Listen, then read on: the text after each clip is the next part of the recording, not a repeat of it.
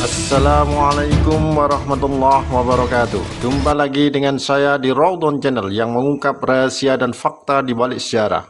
Dalam kesempatan kali ini kita akan membahas masuknya Islam di Indonesia.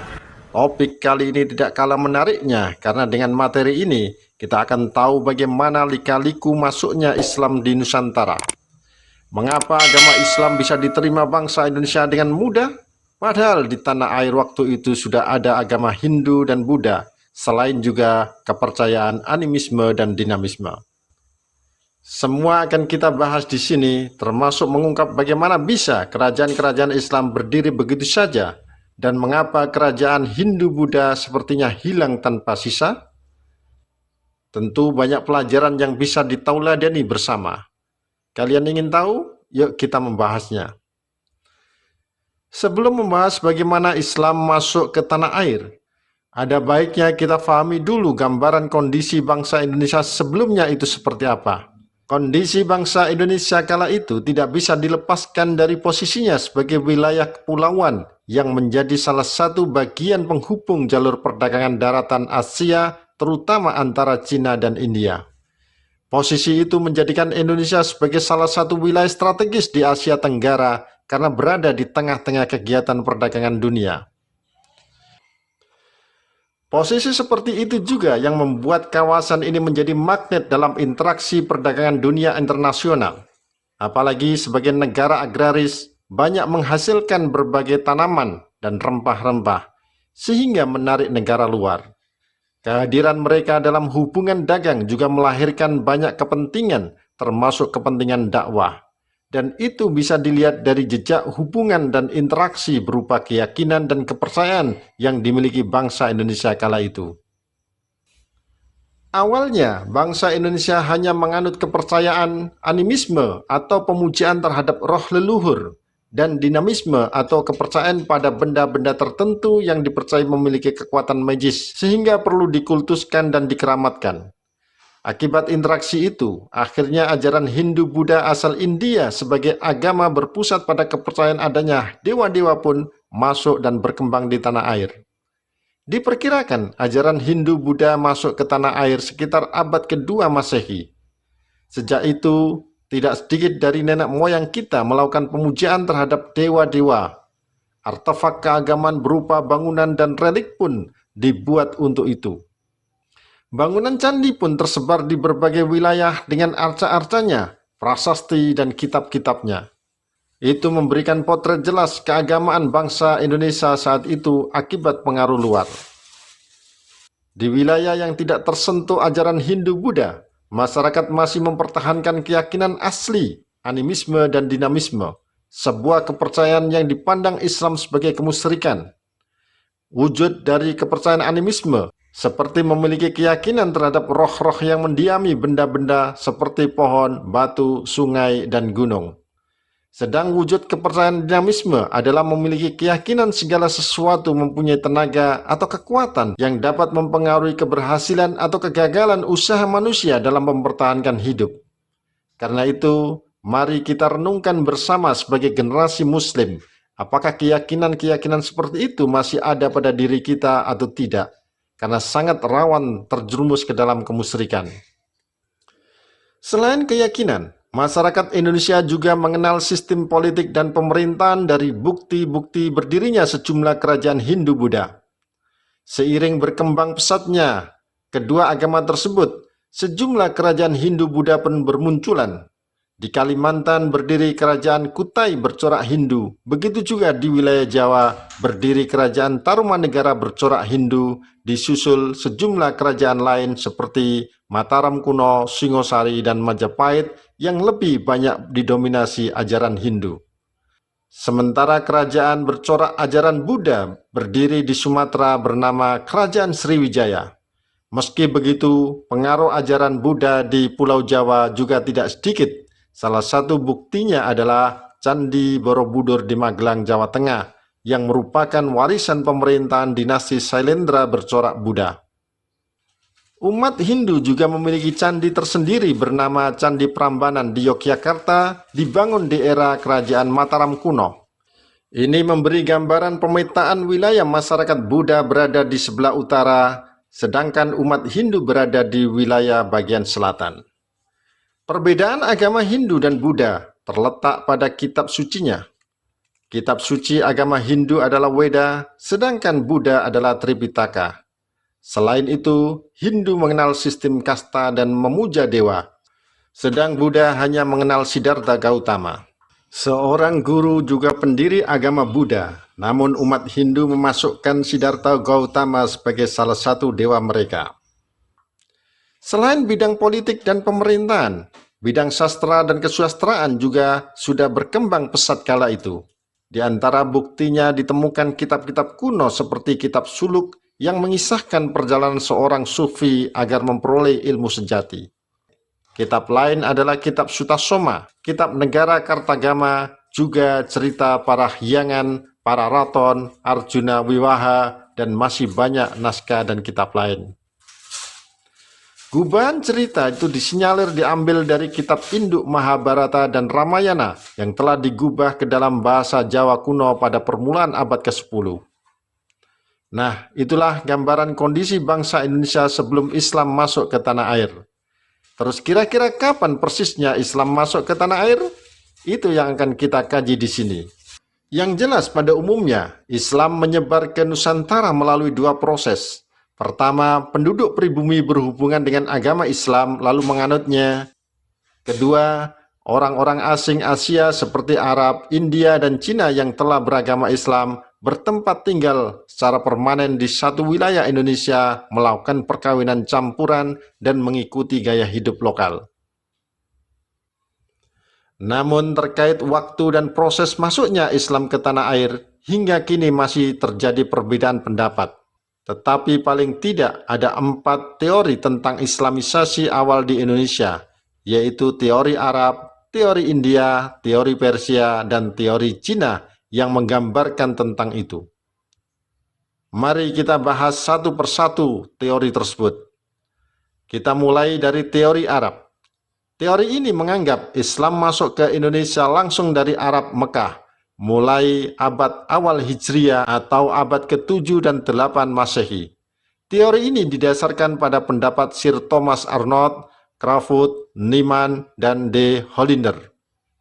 Sir Thomas Arnold berpendapat bahwa pedagang Arab telah menyebarkan Islam ketika mereka menguasai secara dominan perdagangan Barat Timur sejak abad-abad awal Hijriah atau abad ke-7 dan 8 Masehi.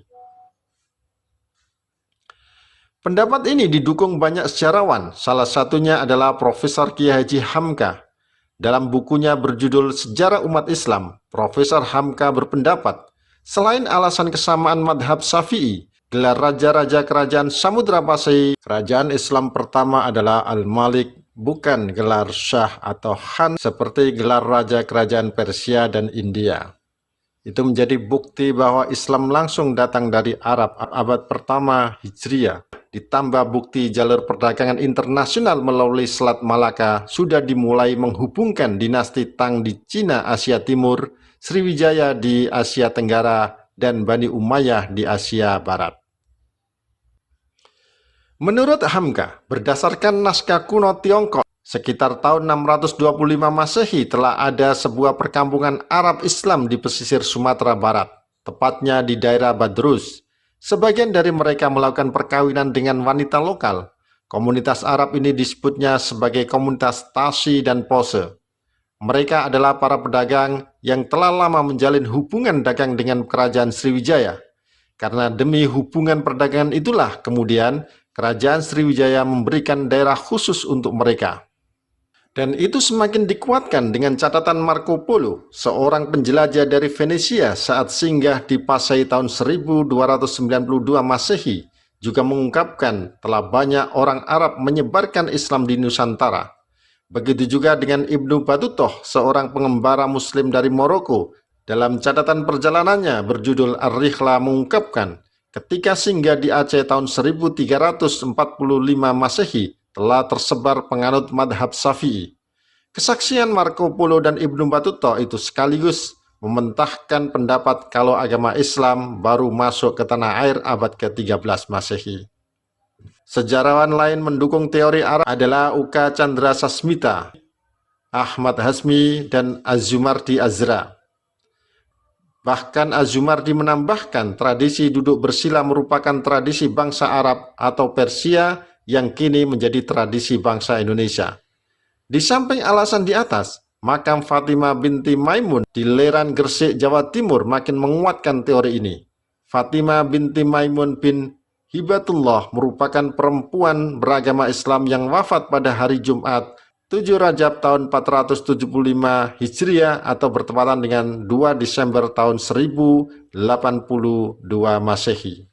Menurut Azumardi, Islam datang di Indonesia abad ke-7, namun baru dianut secara terbatas oleh para pedagang Arab dan baru mulai tersebar dan dianut oleh masyarakat Indonesia abad ke-12 Masehi, disebarkan para sufi pengembara asal Arab. Alasan ini dikuatkan oleh corak Islam awal dianut masyarakat Indonesia adalah Islam bercorak sufistik, karena di era Daulah Abbasiyah muncul sufi-sufi pengembara bertujuan menyebarkan Islam tanpa pamrih. Maka sufi-sufi inilah disinyalir datang menyebarkan Islam di Indonesia. Berikutnya adalah teori India. Teori ini menyatakan bahwa Islam baru masuk ke Nusantara sekitar abad ke-13 Masehi di bawah pedagang dari India. Teori ini dikemukakan Pisnapel, Makwiti, Fatimi, dan Snok Hurgrons, seorang orientalis Belanda yang meneliti tentang Islam di Indonesia. Snok Hurgrons menyatakan bahwa agama Islam baru masuk ke Nusantara abad ke-13 Masehi di bawah para pedagang dari Cambay, Gujarat, India. Sementara Pisnapel mengkaitkan asal mula Islam di Indonesia dengan daerah Gujarat dan Malabar. Menurutnya, orang-orang Arab bermadhab Syafi'i yang bermigrasi dan menetap di wilayah India yang membawa Islam ke Nusantara. Makwiti juga menambahkan ada hubungan antara Gujarat dan Indonesia dengan alasan batu nisan makam Raja Samudra Pasehi Malikus Saleh bertuliskan angka tahun 686 Hijriah atau 1297 Masehi, menggunakan nisan berasal dari Gujarat, India. Selain itu, batu nisan di makam Maulana Malik Ibrahim di Gresik, Jawa Timur juga memiliki persamaan dengan batu nisan di Cambay, Gujarat, India. Berikutnya adalah teori Persia. Teori ini dikemukakan sejarawan Husein Jayadiningrat. Teori ini menyatakan bahwa Islam masuk ke Nusantara abad ke-13 Masehi di Sumatera berpusat di Samudra Pasai. Teori Persia ini lebih menitik beratkan tinjauannya pada aspek persamaan kebudayaan di kalangan masyarakat Islam Indonesia dengan Persia. Bukti-bukti persamaan tersebut diantaranya adanya peringatan 10 Muharram atau Asyura atas meninggalnya Husain, cucu Rasulullah SAW, yang sangat dijunjung kaum muslim Syiah di Persia. Di Sumatera Barat, peringatan itu disebut upacara Keranda Tabut, sedang di Pulau Jawa ditandai pembuatan bubur suro. Adanya kesamaan konsep ajaran sufisme dianut Syekh Siti Jenar dengan Al-Halaj, seorang sufi besar dari Persia. Penggunaan istilah bahasa Persia dalam sistem mengeja huruf Arab untuk tanda-tanda bunyi harokat. Adanya persamaan batu nisan Maulana Malik Ibrahim di Gresik dan Malikus Saleh di Pasai yang memiliki kemiripan dengan nisan di Persia. Dan terakhir adalah teori Cina. Teori ini menyatakan bahwa Islam datang ke Indonesia dari para perantau Cina. Menurut teori ini, orang Cina telah berhubungan dengan masyarakat Indonesia jauh sebelum Islam dikenal di Indonesia. Pada masa Hindu-Buddha, etnis Cina berbaur dengan penduduk lokal terutama melalui kontak dagang. Bahkan ajaran Islam telah sampai di Cina abad ke-7 Masehi. Dari Cinalah Islam lebih dulu masuk, baru merembet ke wilayah Indonesia. Sumanto Al-Qurtubi dalam bukunya Arus Cina Indonesia Jawa menyatakan bahwa menurut kronik atau sumber luar negeri pada masa dinasti Tang di daerah Kanton, Zhengzhou, Guangzhou, dan pesisir Cina bagian selatan telah terdapat sejumlah pemukiman muslim. Teori Cina didasarkan pada sumber luar negeri atau kronik maupun lokal atau babat dan hikayat. Bahkan menurut sejumlah sumber lokal tersebut ditulis bahwa Raja Islam pertama di Jawa, yakni Raden Fata dari Bintoro, Demak, merupakan keturunan Cina. Ibunya disebut dari Campa, Cina bagian selatan, sekarang termasuk Vietnam. Lepas dari mana yang benar dari keempat teori ini, bahwa Islam menyebar ke tanah air adalah fakta tak terbantahkan. Masuknya Islam ke Indonesia tanpa ada kekerasan dilakukan dengan hikmah dan nasihat yang baik. Dan biar makin jelas diketahui bagaimana proses Islamisasi di Indonesia dari keempat teori tersebut, mari kita bersama memperjelas proses masuknya Islam di tanah air. Dalam buku Sejarah Peradaban Islam karya Siti Maimunah disebutkan, ada 3 tahap proses Islamisasi di Indonesia menurut Hasan Mu'arif Ambari. Pertama, tahap kehadiran pedagang Muslim. Pada tahap ini, para pedagang berdatangan ke tanah air melakukan interaksi dengan masyarakat setempat, bahkan tak sedikit melakukan hubungan perkawinan dan membangun perkampungan seperti terlihat di perkampungan komunitas Arab Tasi dan Pose di pantai barat Sumatera, wilayah Kerajaan Sriwijaya. Begitu juga pemukiman di Leran Gresik, dekat makam Fatimah binti Maimun, sesuai laporan penelitian arkeologi di daerah tersebut kala itu merupakan pemukiman perkotaan dan perdagangan. Pada masa itu, para pedagang Muslim memiliki status sosial lebih tinggi dan unggul daripada kebanyakan masyarakat pribumi. Hal ini berakibat penduduk pribumi, terutama putri-putri bangsawan, tertarik ingin menjadi istri dari para pedagang. Sebelum menikah, mereka diminta masuk Islam terlebih dahulu. Setelah mempunyai keturunan, lingkungan mereka makin meluas hingga akhirnya muncul kampung-kampung, daerah-daerah, hingga kerajaan-kerajaan Islam. Jalur perkawinan ini lebih menguntungkan dan lebih mempercepat penyebaran Islam. Sebab bila terjadi perkawinan antara anak bangsawan, raja, ataupun adipati, maka keislaman mereka akan diikuti masyarakat sehingga turut mempercepat proses Islamisasi karena mereka adalah orang-orang yang punya kekuasaan dan pengaruh sosial kuat. Beberapa contoh pernikahan dilakukan ulama dengan putri bangsawan, antara lain Maulana Ishaq menikahi putri Raja Blambangan, dikaruniai putra bernama Sunan Giri. Begitu juga dengan Syarif Abdullah yang menikah dengan putri Prabu Siliwangi yang melahirkan Sunan Gunung Jati. Tahap kedua, terbentuknya kerajaan Islam.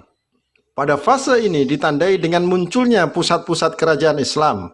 Ditemukannya makam Malikus Saleh terletak di Kecamatan Samudra di Aceh Utara dengan angka tahun 1297 Masehi merupakan bukti jelas adanya kerajaan Islam di Pasai.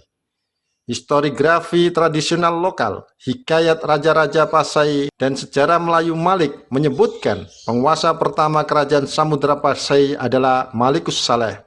Namun referensi lain menyebutkan sebelum Pasai berdiri, sudah ada kerajaan Islam Perlak di Aceh Timur berdiri tahun 840 Masehi. Akhir abad ke-15 Masehi dan permulaan abad ke-16 Masehi, pusat-pusat perdagangan di pesisir utara seperti Gresik, Demak, Cirebon, dan Banten telah menunjukkan kegiatan keagamaan dilakukan para wali di Jawa. Lalu abad ke-16 Masehi, muncul kekuatan politik dengan adanya kerajaan Demak sebagai penguasa Islam pertama di Jawa berhasil menggulingkan kerajaan Majapahit. Kemudian dilanjut kerajaan Pajang dan Mataram dapat mengembangkan Islam ke sejumlah daerah penting di Jawa, bahkan di luar Jawa, seperti ke Banjarmasin, Itu, Ternate, Tidore, dan Lombok sebagaimana dibahas di video sebelumnya. Ketiga, tahap pelembagaan Islam. Pada fase ini, penyebaran Islam sudah terlembagakan, bahkan para pemangku kerajaan berguru ke pusat pendidikan Islam seperti Raja Ternate Zainal Abidin berguru ke Sunan Giri Gresik. Dengan begitu, agama Islam yang awalnya berpusat di Pasai dan pesisir Aceh, Sumatera, mulai menyebar ke segala penjuru seperti ke Semenanjung Malaka, Demak, Gresik, Banjarmasin, dan Lombok. Islam juga masuk ke Sulawesi di bawah datuk dari Kota Tengah Minangkabau, yakni Datuk Ri Bandang, Datuk Fatimang, dan Datuk Ri Tiro. Dan Islam pun secara resmi diterima Raja Goa Talo pada 22 September tahun 1605 Masehi. Di antara bangsawan pertama menerima Islam adalah Mangkubumi Kerajaan Goa yang juga menjabat sebagai Raja Talu, bernama Ai Malingkang Daeng Nyori atau Karaeng Katangka. Kemudian mendapatkan nama Islam Sultan Abdullah Awalul Islam. Di saat yang sama, Raja Goa ke-14 Mangarangi Daeng Manrabia juga menyatakan keislamannya, lalu diberi nama Sultan Alauddin. Setelah itu terjadi Islamisasi besar-besaran ditandai dengan keluarnya dekret Sultan Alauddin pada tanggal 9 November 1607 Masehi yang menyatakan Islam sebagai agama kerajaan Goa Talu. Melalui seorang ulama asal Minangkabau, Datuk Ribandang juga, Islam tersebar ke Lombok dan Sumbawa. Namun Sunan Prapen dari Jawa punya kontribusi besar terhadap Islamisasi di wilayah itu sekitar abad ke-17 Masehi. Di Kalimantan, Banjarmasin merupakan daerah pertama kali Islam masuk. Dalam Hikayat Banjar dinyatakan, Banjar diislamkan kerajaan Demak sekitar tahun 1550 Masehi. Lalu di Kalimantan Timur, daerah Kutai merupakan daerah pertama kali mendapat pengaruh Islam dari Datuk Ribandang beserta temannya Tan Tunggang Parangan yang mengislamkan Raja Mahkota dari Kutai sekitar tahun 1575 Masehi. Dengan demikian, maka bisa disimpulkan bahwa agama Islam tersebar ke seluruh wilayah Indonesia secara periodik, bertahap dengan strategi dakwah damai menyesuaikan terhadap adat istiadat penduduk tanpa paksaan dan kekerasan. Bila dirinci, strategi penyebaran Islam dilakukan dengan berbagai media atau jalan, yakni melalui perdagangan, pernikahan, pendidikan, kesenian, tasawuf, dan politik. Strategi dakwah penyebaran agama Islam melalui media perdagangan merupakan awal proses Islamisasi di Indonesia, mulai abad ke-7 hingga 16 Masehi. Para pedagang Islam dari Arab, Persia, dan India datang ke Indonesia, menjalin hubungan dagang dengan masyarakat lokal. Penyebaran Islam melalui perdagangan selain lebih menguntungkan juga sangat efektif dan sesuai karakter masyarakat wilayah pesisir. Jalur Islamisasi melalui perdagangan dikatakan menguntungkan karena para raja dan bangsawan turut serta dalam aktivitas ini. Para bupati di pesisir Pulau Jawa banyak memeluk agama Islam sehingga memudahkan pedagang Muslim dalam berdakwah. Pada saat itu, perdagangan internasional sebagian besar dikuasai pedagang Muslim. Sedang strategi pernikahan terjadi dari interaksi penduduk pribumi dengan pedagang Muslim yang intens dilakukan hingga tak jarang berlanjut pada pernikahan. Apalagi saat itu, keberadaan para pedagang Muslim dengan status ekonomi lebih dibanding penduduk lokal memiliki daya tarik tersendiri. Tak sedikit yang mendambakan bisa menikah dengan pedagang Muslim. Dan karena pernikahan harus dilakukan secara Islami, maka dalam prosesi perkawinan, pihak pribumi harus masuk Islam lebih dahulu dengan mengucapkan 2 kalimat syahadat. Inilah yang membuat perkawinan ini menjadi media efektif dalam penyebaran agama Islam. Contohnya adalah pernikahan Sunan Ampel dengan Nyai Manila dan pernikahan Raja Brawijaya dengan Putri Campa beragama Islam yang kemudian dikaruniai putra bernama Raden Fata dan kemudian akhirnya menjadi Raja Demak.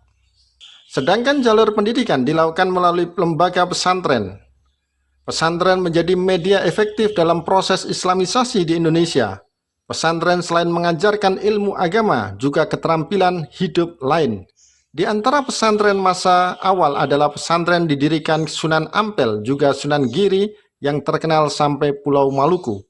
Selain itu, di lembaga pesantren, murid yang sudah selesai belajar akan dikirim untuk berdakwah ke seluruh penjuru Indonesia. Penyebaran Islam lewat jalur kesenian juga dipilih para dai Muslim. Di antara kegiatan Islamisasi melalui kesenian paling terkenal adalah pertunjukan seni gamelan dan wayang seperti ditempuh Wali Songo dalam mengembangkan ajaran Islam. Cara seperti itu banyak ditemui di Yogyakarta, Solo, Cirebon, dan lain-lain. Seni gamelan banyak digemari masyarakat Jawa, dan ini tentu dapat mengundang masyarakat berkumpul dan selanjutnya dilaksanakan dakwah Islam. Jalur penyebaran Islam lainnya adalah melalui tasawuf. Itu dilakukan para sufi yang lebih memilih hidup sederhana. Dalam kesederhanaan, mereka lebih suka menghayati kehidupan masyarakatnya dan hidup bersama di tengah-tengah masyarakat. Interaksi itulah yang akhirnya mengesankan Islam sangat terbuka sehingga penyiaran ajaran Islam dapat dilakukan oleh setiap orang Islam. Nah, strategi penyebaran Islam terakhir adalah jalur politik dilakukan bertahap dan berkesinambungan antara penguasa dan pemerintahan. Setelah penguasa dan rajanya masuk Islam, hampir pasti rakyatnya masuk Islam. Dengan 6 strategi dakwah inilah menyebabkan agama Islam mudah diterima. Faktor lain adalah agama Islam sendiri memberikan penghargaan pada sesama manusia dengan tidak membedakan harkat, derajat, dan martabat. Jauh berbeda dengan agama Hindu-Buddha yang sebelumnya dianut masyarakat mayoritas. Demikian penjelasannya, semoga bermanfaat. Wassalamualaikum warahmatullahi wabarakatuh.